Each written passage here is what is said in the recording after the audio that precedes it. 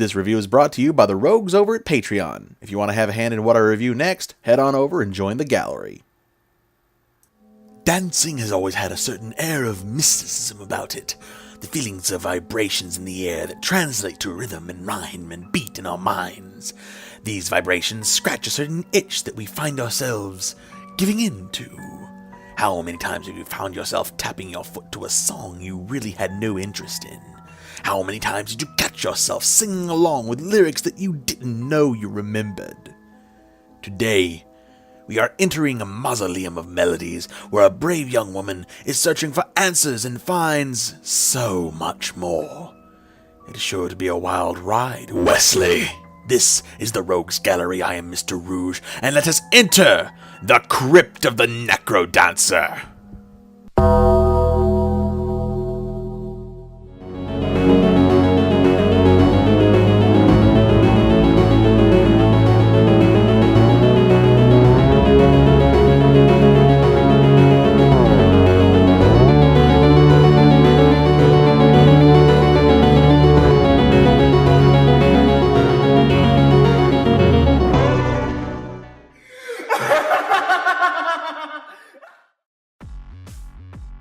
Crypt of the Necrodancer is a rhythm-based roguelike developed by Brace Yourself Games and also published by Clay Entertainment.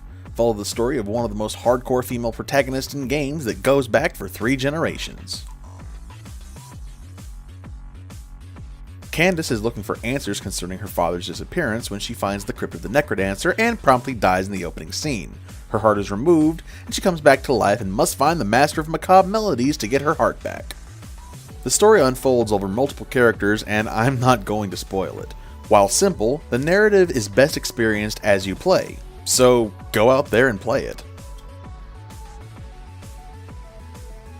Crypt of the Necrodancer sports an amazing pixel style that is bright and recognizable. The tile set that makes up the dungeon pieces are super varied and yet connected, so no dungeon really feels bland even after multiple playthroughs.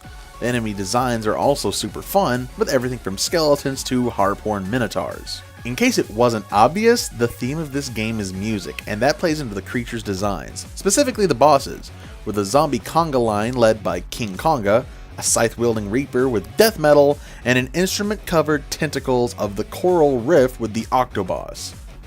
Other bosses also follow this musical motif, and the soundtrack that accompanies them is praiseworthy.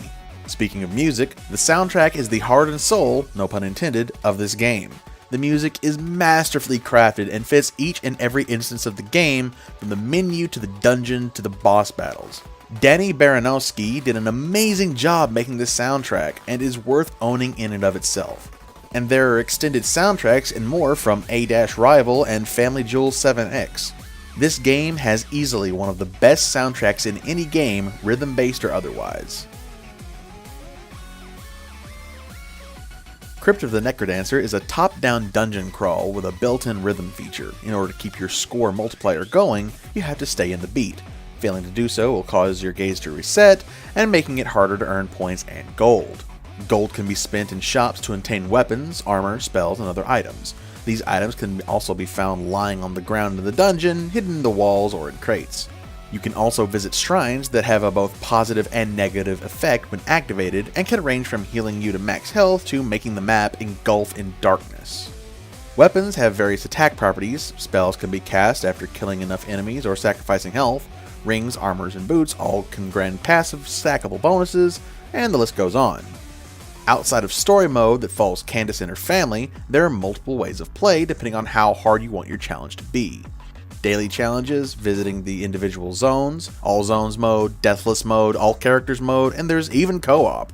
And outside of the DLC, there are 10 playable characters, each with different loadouts with items or restrictive rules that you have to abide by. And there's also a level editor for those who want to be a little more creative with your tap dancing Tomb of Horrors. Speaking of DLC, the amplified content of the Crypt of the Necrodancer contains new music, new dungeons, new items, new bosses, and new characters with a storyline. And yes, this game also has mod support on Steam, containing custom music tracks, new characters, dungeons, the whole shebang.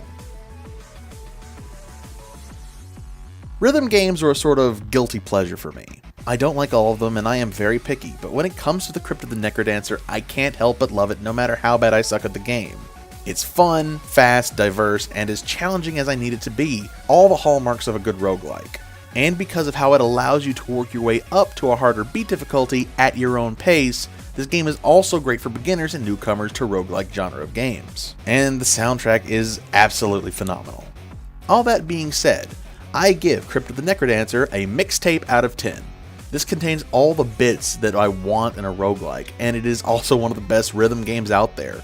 Coupled with a blasting soundtrack and fun gameplay and style, you'll have something that you'll be coming back to again and again.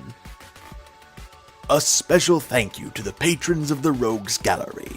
Your continued support is forever appreciated.